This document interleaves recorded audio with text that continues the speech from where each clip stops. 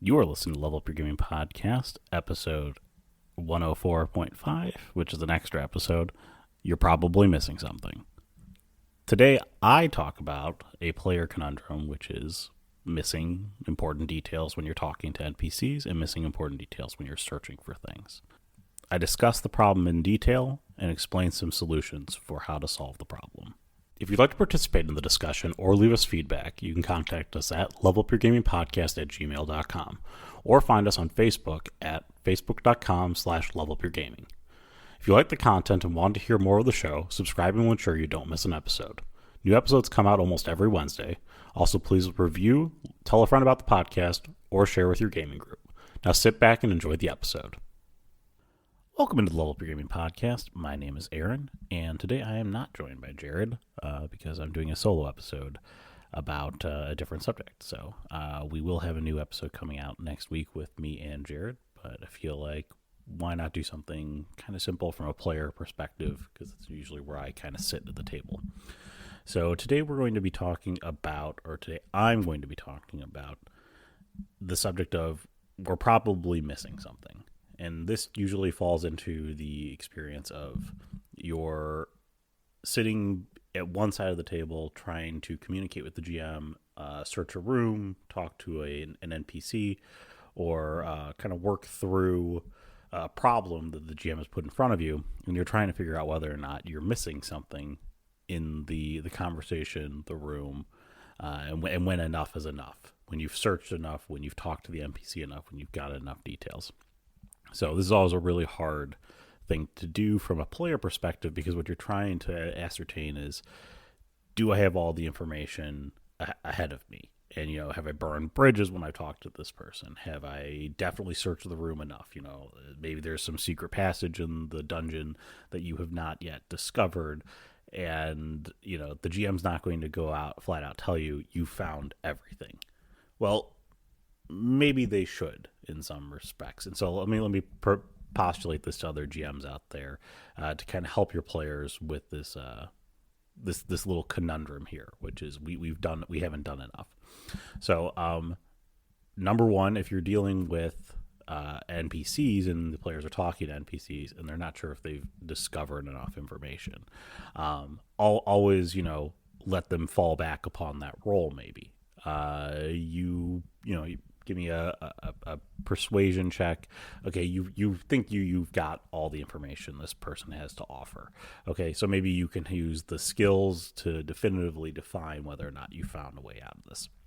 The other way, too, is if you don't want to offer that hard ambiguity in a conversation, you could do something like the players leave the person. They feel like they've gotten the information they want to get at the time, but then they discover that, oh, well, maybe we forgot to ask that person something. Well, if they left the person in an amicable situation, then just let the players go back and talk with the NPC, and the NPC will pick up the conversation almost a la a video game, because this isn't a perfect world. In a perfect world, you'd probably start annoying the person if you came back and started asking them the same questions again. But in a role-playing world, you can't be that hard line. I mean, I guess you could be, but you probably shouldn't be to your players. It just is kind of unfair and unkind to them that you're now working them more towards lose conditions where they're eventually going to lose the thread or the piece of information they're trying to ascertain, versus winning conditions where they're getting the information to get to the next place. So if the NPC maintains amicability, always let the NPC be talked to again, be asked the same questions again, even though it'd be annoying to a real person. Give that to your players. And then if your players are really going down the wrong path, like again, we've talked about the cooks in the kitchen with Jared in his other game. If your players are really going down the wrong path, have the NPCs,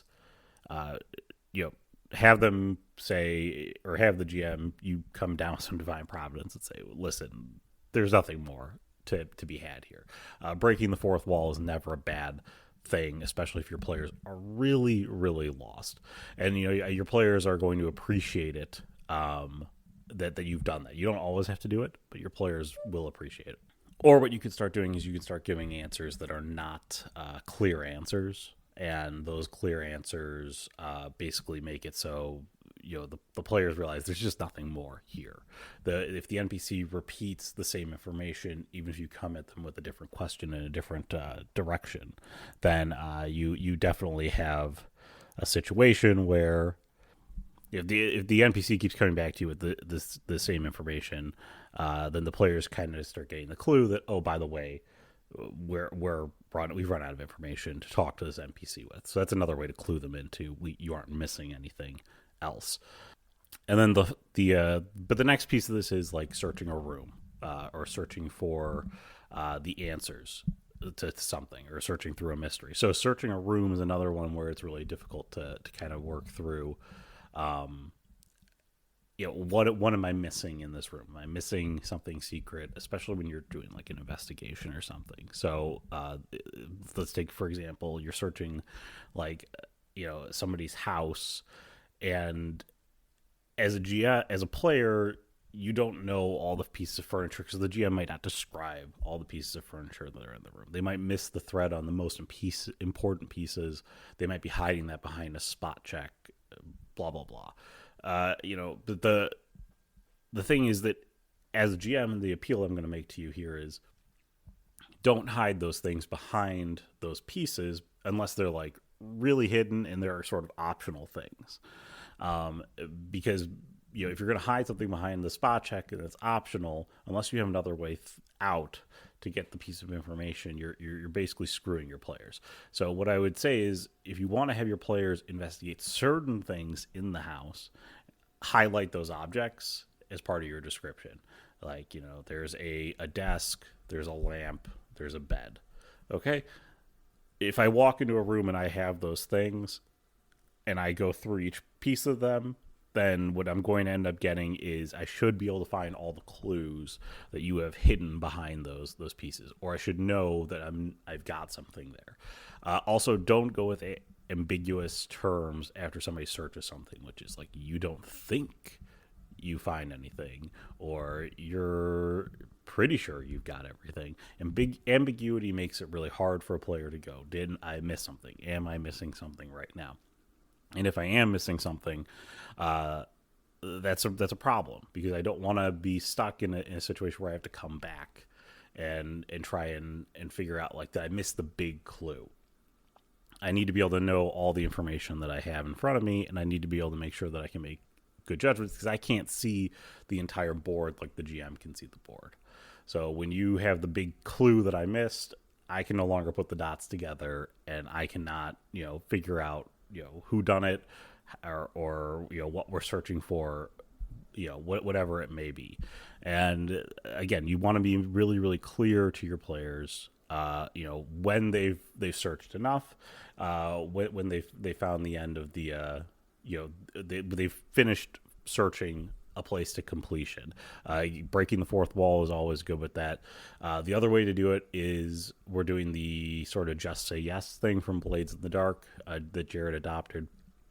It's been really good because you can let the players sort of like focus their gaze on different things, which is sort of what our feedback to Jared was, which is don't just give it all up, but let the players sort of connect the dots in the room by focusing their gaze on stuff. So highlight the objects, and when the players kind of go into it, it's sort of like, you're give me the things to click on in like a mystery game, and I can ask you questions like, is there something else here? Is there something else here? That's where the fancy dancing part of it sort of comes in, because you can give them the information that you wanted to give them, but then the players might start thinking about other things that might be in the desk drawer.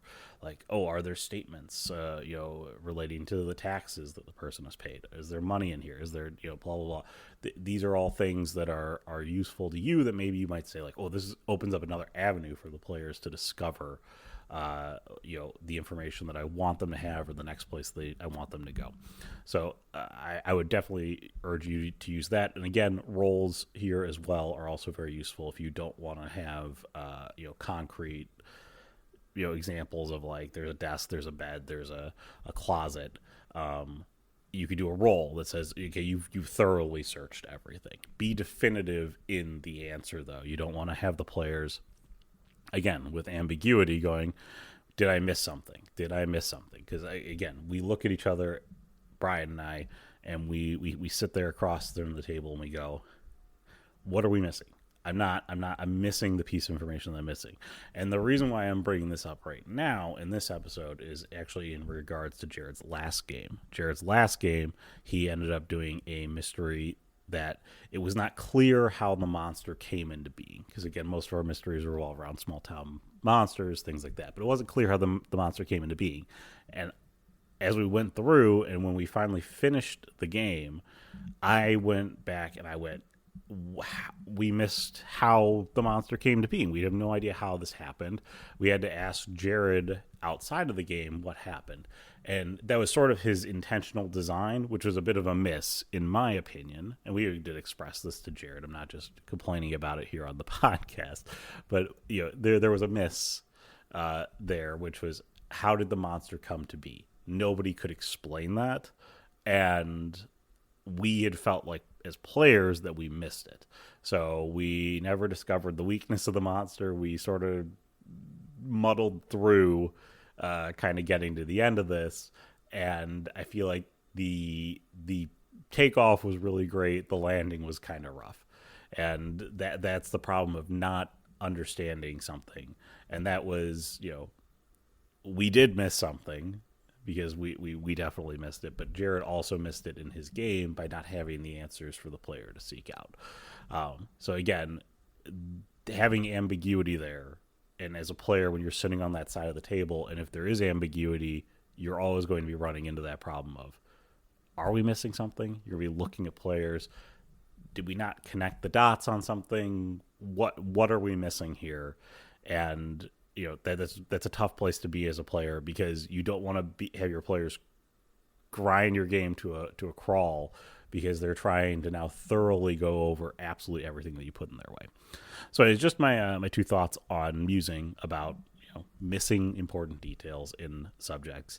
Again, next week Jared will be available with me, and we'll have a full episode next week. But anyways, thank you for listening. If you want to get in contact with us, Level Up Your Gaming, facebook.com/levelupyourgaming, or levelupyourgamingpodcast@gmail.com. We are also on YouTube, so smash that like button, and also subscribe, rate, review, all that other good stuff that I tell you to do every episode. Go back and listen to the other episodes and stick with us for next week when we'll join you again. So anyways, have a great week, everyone. Take care. Bye.